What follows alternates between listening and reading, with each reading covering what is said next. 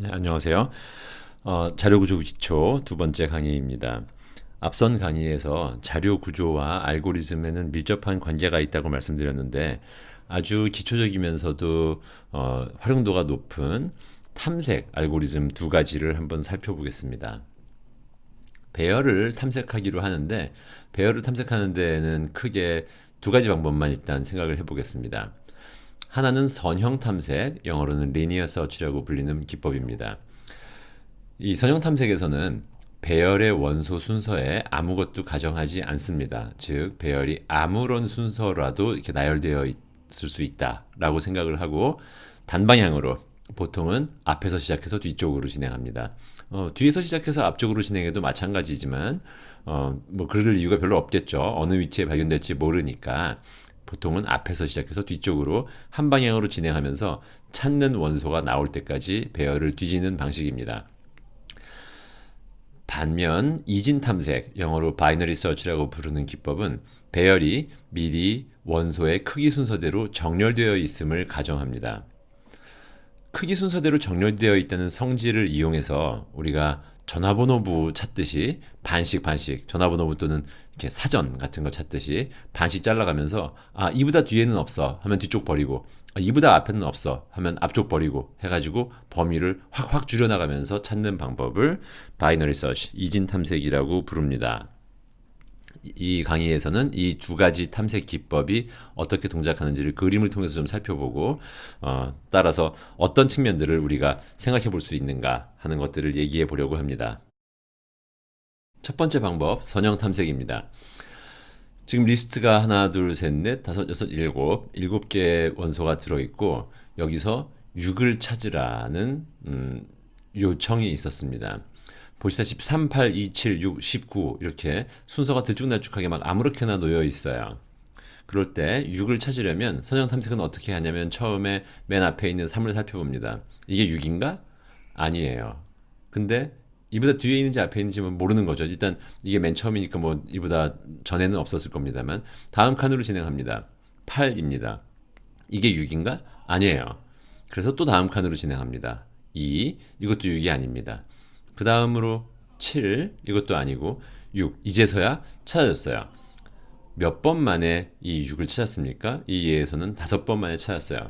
이게 배열의 5번째 칸에 들어있기 때문에 5번 만에 찾았습니다.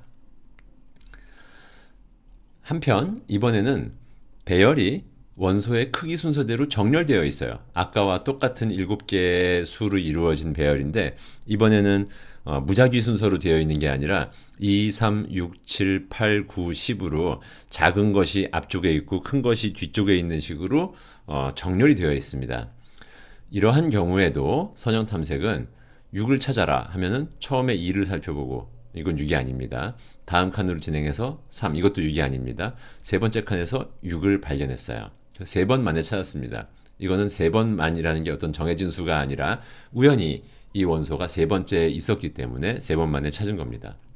이렇게 앞에서부터 시작해가지고 뒤로 하나하나씩 진행해 가면서 원하는 원소가 발견될 때까지 탐색해 나가는 방법을 선형 탐색이라고 부릅니다. 이 선형 탐색은 리스트의 길이에 비례하는 시간이 소요됩니다. 즉, O of n의 시간 복잡도를 가지는 알고리즘입니다. 만약에 리스트가, 그러니까 즉 배열이 아무런 규칙도 없이 순서가 아무렇게나 되어 있으면 이보다 더 낮게 하는 방법은 사실은 없어요.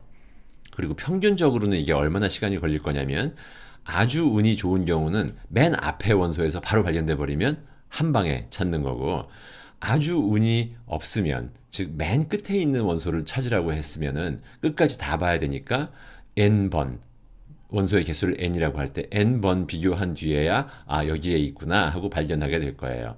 이거를 확률적으로 어떤 위치에 있는 원소를 찾으라고 하느냐라는 게 확률이 다 똑같다고 하면은 이거를 평균을 내면은 2분의 n의 절반만큼의 비교 횟수를 요할 겁니다.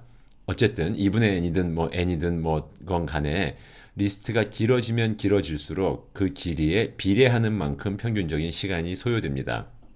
그걸 나타내는 게 여기 쓰여진 Big O of N, Linear Time Algorithm이라고 부르는데 선형의 복잡도를 가지는 시간 복잡도가 선형인 그런 알고리즘입니다. 이 알고리즘은 최악의 경우에는 모든 원소를 다 비교해 보아야 합니다. 한편 이진 탐색, 바이너리 서치는 탐색하려는 리스트가 즉 배열이 이미 크기 순으로 정렬되어 있는 경우에만 적용이 가능합니다.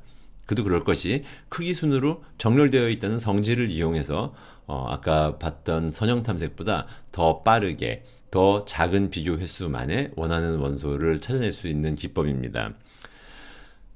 자료구조의 기초 강의에서 네 번째 강의에서 얘기할 이진 탐색 트리라는 거랑 비교해 보기 위해서 지금 이진 탐색이 어떤 식으로 이루어지는지를 잘 일단 기억을 해 두시기 바랍니다. 나중에는 지금 배열이 아닌 다른 자료 구조, 구체적으로 얘기하면 트리를 이용해서 탐색해 나가는 방법이랑 이거를 좀 비교해 보려고 해요. 지금은 일단 배열이 즉 여기서 리스트라고 표현되어 있습니다. 하나, 둘, 셋, 넷, 다섯, 여섯, 일곱, 여덟, 아홉, 열, 열하나, 열둘, 열셋, 열넷, 열다섯, 열여섯 16개의 원소를 담고 있고 보시다시피 앞에 있는 원소는 크기가 작고 뒤에 있는 원소는 크기가 크도록 크기의 오름차순으로 이미 정렬이 되어 있습니다. 이 리스트에서 30을 찾으라는 요청이 있었어요. 사람은 이걸 보면은 그냥 30이 저기에 있구나 지금 노란색으로 칠해져 있는데 그게 한눈에 보입니다. 근데 이게 개수가 굉장히 많으면 그것도 한눈에 보일까요? 그러기는 쉽지는 않을 겁니다만 어쨌든 사람은 이게 한눈에 다 보기 때문에 30을 금방 찾을 수 있어요. 컴퓨터는 그렇게 하지 못합니다. 30을 찾아라는 요청이 있었을 때 이진 탐색은 어떻게 진행하냐면 가장 왼쪽에 있는 가장 작은 리스트의 인덱스를 0, 맨 오른쪽에 16번째 칸이니까 15의 인덱스를 둘로 나눠가지고 가운데를 찾습니다. 그러면 0 더하기 15 해가지고 반으로 나누면 7.5인데 이렇게 정수가 아니면 안 되니까 일단 버림을 해가지고 7번째 인덱스, 7번 인덱스에 있는 값을 보니까 21이에요. 21은 내가 찾으려고 하는 원소인 30보다 작습니다. 그러면 이 배열이 크기 순으로 정렬되어 있기 때문에 21을 포함해서 그보다 왼쪽에는 30이 들어있을 가능성이 없습니다. 그래서 21을 포함한 왼쪽의 것들을 지금 빨간색으로 칠해진 칸들을 전부 탐색의 대상에서 제외합니다. 그러고 나서 같은 과정을 반복합니다. 그러려면 이제는 로우어를 한 칸 오른쪽인 8로 하고 어퍼는 아까와 변함없이 15예요. 그러면 미들을 계산하려고 그러면 8 더하기 15는 23이고 둘로 나누면은 11.2인가요? 11.5인데 또 다시 나머지는 버리고 11을 가운데 칸이라고 생각합니다. 봤더니 34예요. 34는 찾으려고 하는 원소인 30보다 크고 그러면 34를 포함해서 이보다 오른쪽에는 30이 들어있을 가능성이 없습니다. 왜냐하면 배열이 원소의 크기 순서대로 이미 정렬되어 있기 때문에 그러면 34를 포함해서 오른쪽을 전부 탐색 범위에서 제외합니다. 그 다음에는 이제 빨간색으로 칠해지지 않은 부분 그 가운데를 또 마찬가지로 이진 탐색을 해 나가는데 그러기 위해서 upper 인덱스를 10으로 조정합니다. 그 다음에는 가운데를 찾으면 10 더하기 8 나누기 2 해가지고 9번이 되는데 9번에 있는 원소를 꺼내 봤더니 30 찾고자 하는 값이 발견됐어요. 그래서 이제 여기 있구나 라고 찾아냅니다. 지금 보시다시피 한 번 비교가 일어날 때마다 배열을 반씩 줄입니다. 가운데를 짚어가지고 그보다 왼쪽 또는 오른쪽에는 내가 찾고자 하는 원소가 있을 수 없다는 것을 이미 알고 있기 때문에 즉 배열이 크기 순서대로 원소의 크기 순서대로 정렬되어 있다는 성질을 이용해서 매번 비교할 때마다 탐색의 대상이 되는 배열을 절반씩으로 크기를 줄여나갑니다. 이런 방법을 전산 용어로는 divide and conquer라고 부르고 복잡도를 생각해 보면은 한 번 비교할 때마다 절반 이렇게 줄어나가니까 그 비교 횟수는 로그 n에 비례하게 될 겁니다. 물론 이때 로그는 2를 밑으로 하는 로그입니다. 그리고 중요한 성질은 최악의 경우에도 반 잘라가지고 결국은 하나 잘라서 비교했을 때에도 최악의 경우에도 로그 n번 뭐 플러스 마이너스 1 정도는 이렇게 아까 정수 나눗셈에서의 버림 이런 것 때문에 조금씩 달라질 수 있지만 어쨌든 암만 리스트가 길어지고 암만 운이 없어도 로그 n회에 비례하는 만큼의 비교 횟수만에 원하는 원소를 찾아낼 수가 있습니다. 이걸 아까 살펴봤던 선형 탐색이랑 비교하면 선형 탐색은 n에 비례하는 만큼의 시간이 걸리고 이건 로그 n에 비례하는 만큼의 시간이 걸리니까 n이 커지면 즉 데이터의 개수가 많아지면 이 격차는 점점 벌어질 거예요.